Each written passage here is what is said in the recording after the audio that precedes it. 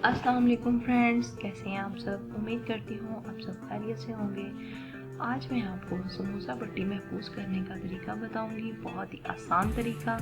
आप एक बार इस तरह से चाहे 100 पट्टियाँ बना के रख लें और पूरा रमज़ान आप जिस तरह मर्जी इनको इस्तेमाल करें।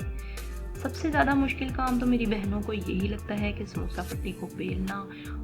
तो चलते हैं अपनी वीडियो की तरफ। मैंने लिया है 1 किलो मैदा और इसको मैंने छान लिया है और ये हैं इंग्रेडिएंट्स जो कि इसमें हम शामिल करेंगे आटे को गूंथते हुए। तो सबसे पहले मैं इसमें डालूंगी ज़ीरा पाउडर और इसको हम स्टेन कर लेते हैं। और इसके बाद मैंने डाला है अजवाइन का पाउडर। अजवाइन को मैंने बारीक पीस लिया था और ये मैंने लिए है 1 टेबल स्पून दोनों चीज़ें। और नमक आप टेस्ट के मुताबिक कम या ज़्यादा कर सकते हैं। मैंने 1 टेबल स्पून लिया है। और इसके बाद मैंने लिया है बेकिंग पाउडर 1 टीस्पून 1 किलो मैदे में। और ये मैंने लिया है टेस्ट डेवलप करने के लिए गार्लिक पाउडर। मुझे गार्लिक की खुशबू बहुत अच्छी लगती है।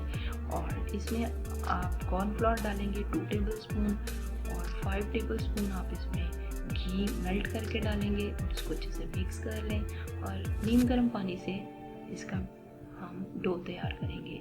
आपने ख्याल ये रखना है कि डो बहुत ज़्यादा सख्त ना हो और ना ही बहुत ज़्यादा नरम हो। ये देखें, आपको लग रहा होगा कि ये बहुत ही सॉफ्ट डो तैयार हो रही है।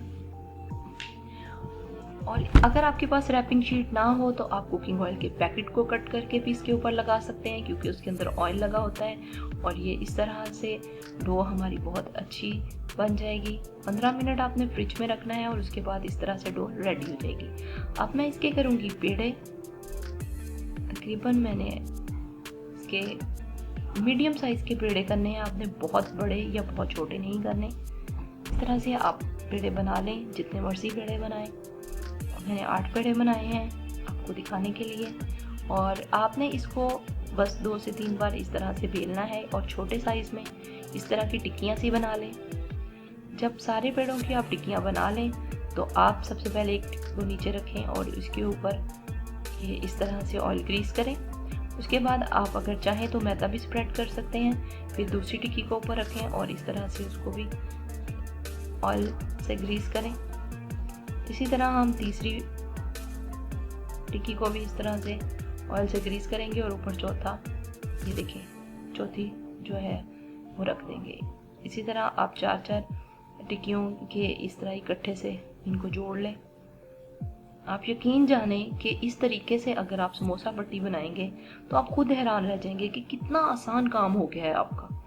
और एक बार बनाकर आप इसे बेशक पूरा महीना इसी तरह फ्रिज में रखें, ये बिल्कुल भी ख़राब नहीं होगी। अब हम इनको इकट्ठे इस तरह से थोड़ा सा मैदा डस्ट करके हम इसको बेल लेंगे। ये देखें कितनी बड़ी रोटी लग रही है।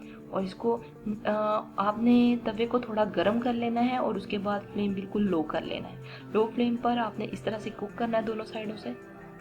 और उसके बाद आप ये देखें, खोलें तो कितने आराम से ये सब जो है वो अलग अलग हो रही हैं, बजाय इसके कि आप एक एक रोटी को बेलते जाएं और घंटों लग जाएं। और ये मिनटों का काम हो गया, आपका घंटों का काम मैंने मिनटों में आसान कर दिया।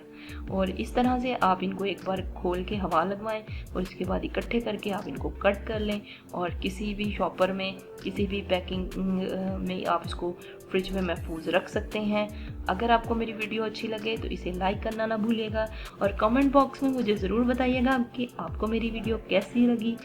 मिलते हैं नेक्स्ट वीडियो में, तब तक के लिए अल्लाह हाफिज़।